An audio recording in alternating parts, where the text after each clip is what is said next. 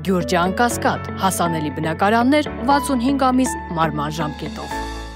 Նախ ներկայացնենք, որ մենք բավականին ծավալուն զեկույց ենք պատրաստում, որը կներկայացնենք կենտրոնական ընտրական հանձնաժողովին։ Զեկույցը բաղկացած է լինելու երկու մասից, մի հատվածում նշված են լինելու ողջ նախընտրական քարոզչության ընթացքում արձանագրված խախտումները, իսկ երկրորդ մասում հենց բուն քվեարկության օրվա խախտումները հաշվի առնելով ծավալային քանակությունը դրանց։ Ես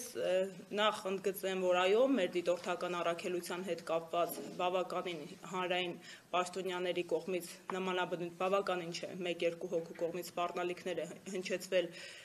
մեզ զրպարտության վիրավորանքի շրջանակներում դատական հայցեր ներկայացնելու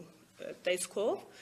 Ընդգծեմ, որ իմ փաստաբանական ընկերությունը բավականին հարուստ փորձ ունի այդ ուղղությամբ եւ մենք սպասում ենք նման հայցերի, որովհետեւ այդտեղ ընդհանրապես անհիմն զուտ մանիպուլատիվ բնույթի մեղադրանքներ էին եւ երկրորդելով պարոն Չալաբյանին ես եւս ակնկալում եմ առնվազն ներողության հայցում հանրային կերպով,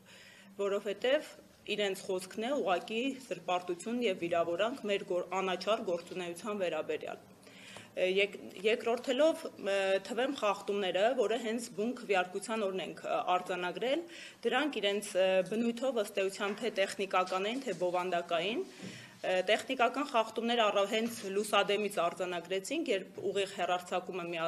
միացվեցին տեղամասային կենտրոններից, մի շարք տեղամասային կենտրոններում, որը թվել ենք, ուղիղ հեռարձակումը այնպես էր տեղադրված, որ ողջ process-ը չէր երևում, ինչի պարտավորվածությունը ընտրական օրենսգրքով եւ համապատասխան կարգով նախատեսված է, օրինակ մեծամասամբ տեխնիկական սարքերը, որով գրանցվում են քաղաքացիները, ընդգրկված չէին ուղիղ տեսակապի մեջ։ Երկրորդ տեխնիկական խնդիր հանդիսանում էր այն հանգամանքը, որ մի շարք տեղամասային կենտրոնների սենյակները այնքան փոքր չափս ունեին քառակուսի մետրով, որ հազիվ կազմակերպվում էր օրվա ընտրական գործընթացը եւ տեղավորվում են հանձնաժողովի անդամները այդ process-ը ապահովող, ինչը եւս իր հերթին խաթարում էր բնականոն ընտրական գործընթացը։ Բովանդակային խախտումները առավել հաճախակի կրկնվող էին ու կարող է առաջին հայացքից թվալ, թե դրանք եւս տեխնիկական են, բայց համակցության մեջ, մեր օրենսդրության պահանջները վերլուծելիս դրանք մի քանի օրենսդրության խախտման ներքո են հայտնվում։ Առաջինը տրցակներով տրվող քվեաթերթիկների հարցը, որին ես բազմիցս անդրադարձել եմ, քանի որ նույն 2021 թվականին ծավալային առումով առավել շատ խախտումները մենք հենց այդ հարցի շուրջ ենք արձանագրել։ Քաղաքացին, երբ մոտենում է հանձնաժողովի համապատասխան անդամին, իր առջև պետք է բոլոր ուժերի քվեաթերթիկները հավաքվեն եւ տրցակով տան։ Մի շարք տեղամասերում արձանագրեցինք, որ սկսեցին հանձնաժողովի անդամները կրկին նախապես հավաքել եւ տրամադրել։ Արդյունքում ես ունեցել եմ դեպք, որտեղ անձամբ ներկա եմ եղել, երբ քաղաքացին մտնում է քվեախցիկ եւ բարձրաձայնում է, որ իր համար ցանկալի ուժի քվեաթերթիկը չի գտնում։ Այս պարագայում հանձնաժողովը մի փոքր խառնվեց չէր կողմնորոշվում, ես հորդորեցի եւ հուշեցի նախագահին, որպիսի քաղաքացու ձեռքի քվեաթերթիկները մարվեն, քաղաքացուն հորդորեցի, որպիսի հանկարծ չբարձրաձայնի իր համար ցանկալի ուժի քվեաթերթիկի անունը, որովհետեւ դրանով կխախտվեր գաղտնիության իրավունքը, եւ քաղաքացուն նոր քվեաթերթիկների տրցակ տրամադրվեց։ Երկրորդ տեսակի խախտում արձանագրեցի, որ հանձնաժողովի անդամը կրկին հավաքելու ընթացքում օրինակ 6 քվեաթերթիկը հակառակ ուղղությամբ էր տրամադրել եւ 9-ի տեսքով, ինչը քաղաքացիների համար 1-ից մինչև 5 թերթելուց արդյունքում անմիջապես 9 էր հայտնվում 6-ի փոխարեն եւս հավանական շփոթմունքի տեղիք էր տալիս։ Իմ հորդորի արդյունքում հանձնաժողովի անդամը շփոթված ուղեց, հնարավոր է դա դիտավորություն չի, բայց արձանագրումներ 2-ից ավել անգամ եղել են նման միջադեպի։ Երրորդ խնդիրը քաղաքացին մտնում է քվեարկություն է իրականացնում, դուրս է գալիս, հանձնաժողովի անդամը առանց դրոշմանից չփակցնելու թողել էր, որպեսզի քաղաքացին քվեատուփ նետի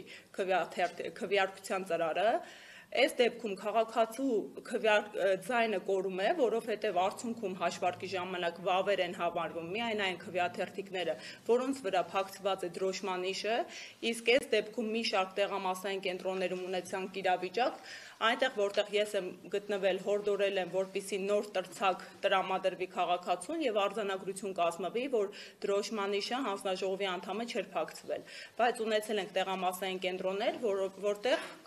քաղաքացուն նորից իր ընտրական իրավունքը իրականացնելու հնարավորություն չի տրվել եւ արդյունքում հանձնաժողովի անդամի սխալի փոխարեն քաղաքացին կորցրել է իր ձայնը ու կամ արտահայտությունը իրականացնելու հնարավորությունը։ Լայնամասշտաբ արձանագրումները դա տեղամասային կենտրոնների տարածքում կուտակումներն էին, ընդ որում կային վերահսկող քաղաքացիներ, ինչի տեսագրությունները ունենք, ովքեր հատուկ ուղղորդումներ էին իրականացնում կազմված ցուցակներով, մեր դիտորդները ստիպված են երկուստեք թե տեղամասային կենտրոնի ներսում դիտորդություն իրականացնել, թե դրսի հատվածում, որովհետև պարբերաբար դիմում էին ոստիկանության ծառայությունների, որպեսզի այդ անձանց այնտեղից հեռացնեն, քանի որ հստակ օրենսդրական պահանջ կա 50 մետր շառավղով շարունակական ներկայությունը որևէ անձի բացառելու։ Իսկ այդ կանոնը մի շարք տեղամասային կենտրոններում խախտվում էր եւ խախտվում էր պարբերաբար։ Մի պահ հեռացնում են, հետո անմիջապես այդ նույն քաղաքացիները, որոնք արդեն նույնականացված էին մեր կողմից, վերադառնում են։ Բացահայտել ենք